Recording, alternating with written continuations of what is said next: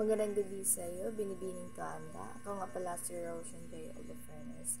Dahil tapos natin natalakay ni Binibining Alperes ang unang nilalaman ng aming paksa, dito naman tayo sa aking parte na ang pagsulat ng talumpati, na ang una ay malinaw na wika. So ano nga ba ang malinaw na wika? Gumamit ng malinaw at simpleng wika. Iwasan ang mga salitang mahirap maintindihan. Bakit ba kailangan malinaw ang wika pagdating sa pagbuo ng sariling talumpati? Bakit nga ba? Dahil importante talaga na gumamit tayo ng malinaw na wika upang madaling maunawaan o madaling maintindihan ng ating target audience. So, may dalawang halimbawa ako dito. So, uunahin natin ang maling gamit ng wika. So, ang paradigm shift sa ating socio-economic landscape ay nagre-resulta sa isang malaking pagbabago sa ating pamumuhay. Kung ikaw ba ay audience, madali mo bang maintindihan ang kanyang tinatalumpati? But it depends kung you have a deeper knowledge sa mga malalim na salita. Right? So, dito naman tayo sa pangalawang halimbawa, yung tamang gamit ng wika. Ang malalaking pagbabago sa ating ekonomiya ay nagdudulot ng malaking pagbabago sa paraan ng ating pamumuhay. So, di ba, mas madaling maintindihan, lalo na yung target audience mo ay hindi pa masyadong eksperto sa talumpati, di ba? Kaya sa dalawang halimbawa na aking pinapakita ko sa inyo, mas mabuting iwasan natin ang paggamit ng salitang masyadong technical o formal na mahirap maunawaan ng iyong target audience, lalo't na hindi sila masyadong eksperto sa iyong paksa, di ba? Dahil ano nga ba ang layunin sa malinaw na wika? Yes, para mas magiging epektibo mong maipahatid ang iyong mensahe sa iyong audience. Yan naman talaga ang talumpati, di ba? Dito naman tayo sa susunod, maayos na organisasyon. So ano nga ba ito? Tiyakin na maayos ang organisasyon ng iyong talumpati. Gumamit ng mga transisyon upang maikonekta ang mga bahagi. Bakit ba kailangan pagdating sa talumpati ay talagang maayos ang organisasyon? So, bakit nga ba? So, pagdating sa talumpati, gagamitan natin ng transisyon. So, ano ba yung transisyon? Ang transisyon, ito yung pinag-uugnay mo ang iyong mga salita upang maayos mong maikonekta ang bawat bahagi ng iyong talumpati. Gaya ng halimbawa na ito, kung hindi natin ginagamitan ng transisyon. So, ano ba yung mangyayari? So, dito muna tayo sa una, sa maling organisasyon. So, ang Pilipinas ay may magandang tanawin.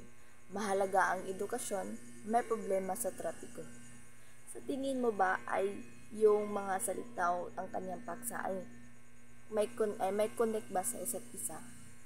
Di ba wala? Kung hindi natin ginagamitan ng transisyon. So, dito tayo sa ginagamitan ng transisyon, ang tamang organisasyon. So, ang Pilipinas ay may magandang tanawin na maaaring makatulong sa paglago ng turismo. Mahalaga ang edukasyon ng mga mamamayan upang maging handa sila sa mga trabaho sa industriya. Gayunpaman, ang problema sa trapiko ay isang hadlang sa pag-unlad ng turismo. Iba kapag ginagamitan natin ng transisyon ay talagang mauunawaan natin kung ano ba talagang gustong ipahatid ng mga nagtatalumpati or mananalumpati. Diba? Dahil sa paggamit natin ng transisyon sa talumpati ay nagiging maayos ang organisasyon na madaling sundan ng audience ang iyong presentasyon at maiwasan ang kalituhan o pagiging disorganisado ng iyong talumpati. Dito naman tayo sa estilo. So, ano nga ba ang estilo? Pumili ng isang estilo na angkop sa iyong paksa at audience. Maaari itong maging formal o informal, nakakatawa o seryoso. Kayo ba kapag nagtatalumpati kayo, ano ba ang kadalasan na nagiging estilo ng iyong talumpati? So, yung estilo ay nakakadepende lang sa inyo.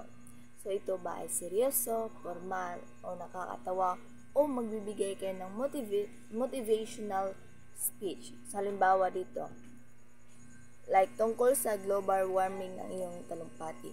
So, ano ba ang magiging estilo nito?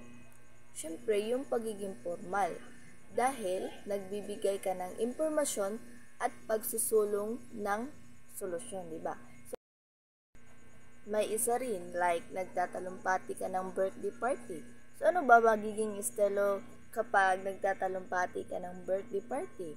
So, pwede rin ito magiging informal dahil nakatuon sa pagbabahagi ng mga masasayang akala, alaala at pagbibigay ng inspirasyon na magpatuloy siya sa buhay kahit anumang hadlang ay baliwala lang. Charis. So, yan yung estilo. Naintindihan lang po ba? So, dito naman tayo sa susunod ay iyong pagbasa. So, ano ba ang pagbasa? Basahin ng malakas ang iyong talumpati ng paulit-ulit. So, ano ba ang purpose? Bakit kailangan basahin ng malakas ang iyong talumpati ng paulit-ulit? So, dito tayo sa halimbawa. Kung ang iyong talumpati ay tungkol sa pagbabago ng klima, basahin ito ng malakas ng maraming beses, bigyan pansin ng mga teknikal na termino at tiyaking alam mo ang tamang pagbigas nito. Kung may mga bahagi na mahirap bigkasin, subukang baguhin ang mga salita o pangungusap para mas maging natural ang daloy. Bakit nga ba kailangan na paulit-ulit mong basahin malakas ang iyong talumpati? Para talaga mapahusay iyong pronunciation, di ba? Para talaga matuto ka at malinaw mong bigkasin ang bawat salita. Mapapansin mo yung mga salitang mahirap mong bigkasin at sa ganyan para maayos agad ang iyong pagsasalita. Ito yung pagkilala mo sa teksto ng iyong talumpati na maunawaan ang nilalaman at daloy ng iyong talumpati. Makilala mo ang mga bahaging kailangan ng mas malakas na diin o mas mabagal na pagpikas. So, yan talaga yung purpose bakit kailangan mong basahin ng malakas at paulit-ulit. Para talaga, saan ka ba nahihirapan para mas maagapan mo talaga na bigkasin mo ng mahusay. Sunod naman ay yung pag-record. So, ano ba ang meron dito? Bakit i-record? I-record ang iyong sarili habang binabasa ang iyong talumpati. Makakatulong ito upang makita ang iyong mga kahinaan. So, same lang para sila sa pagbasa ng malakas. Diba? Bakit ba kailangan pang i-record ang sarili kung pwede naman sa salamin ka magtatalumpati, diba? Like, pinakausap mo yung sarili mo. Bakit ba kailangan i-record pa? So, halimbawa, pagkatapos mo magsanay ng pagbasa, i-record ang iyong sarili. Panuorin ang mga recording at bigyang pansin ng iyong ekspresyon. Nakangiti ka ba ng sapat? May mga bahagi ba na kailangan mong maging mas emosyonal?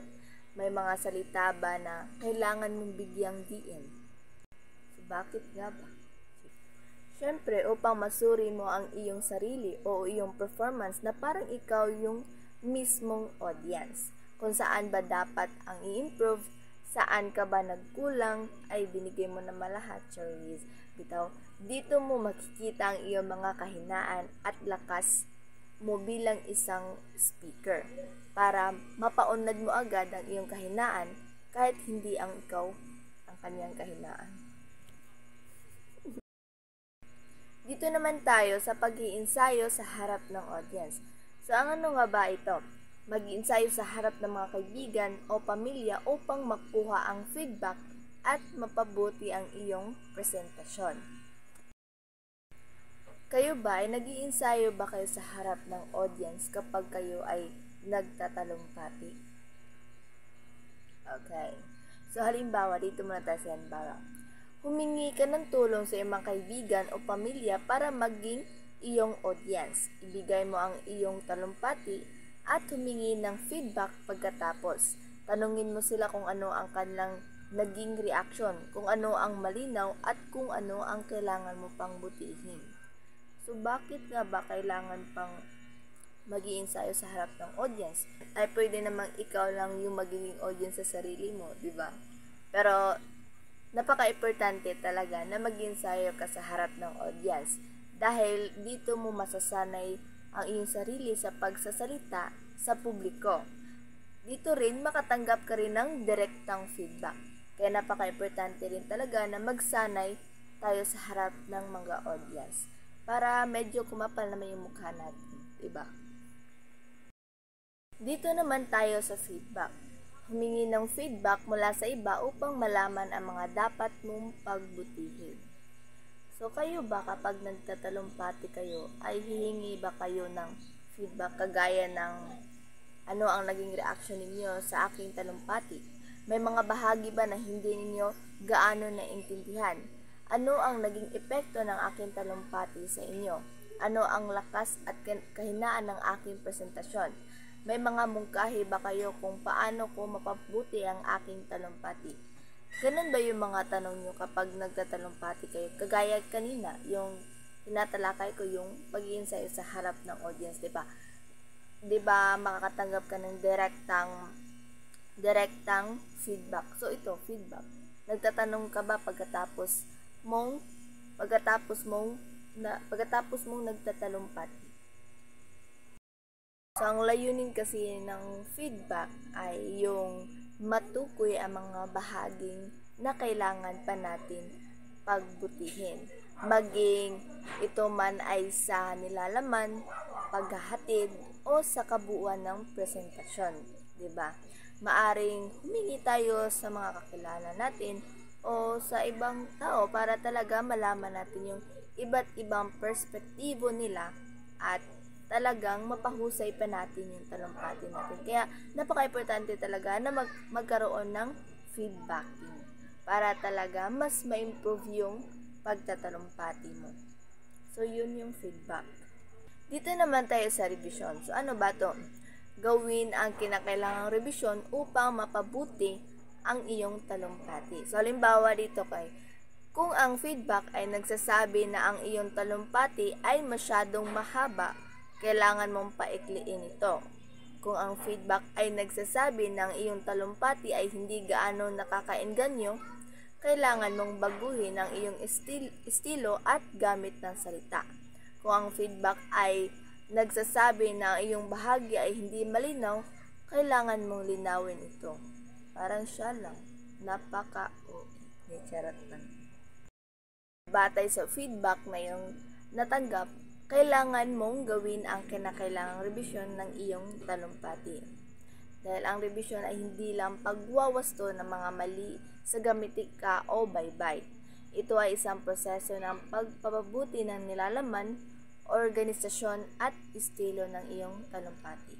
Kaya kung sundin mo ang lahat ng mga proseso sa pagbuo ng talumpati ay talagang magkakaroon ka ng isang epektibong talumpati na talagang maintindihan ng iyong audience kung ano ang gusto mong ibigay na mensahe para sa kanila or ibigay impormasyon para sa iyong mga target audience o para sa iyong target audience. So, yun yung pagbuo ng sariling talumpati. Yun yung mga proseso kung gusto mong sundin lahat yon. Kaya, para magkaroon ka ng epektibong talumpati. Yan lamang po at maraming salamat.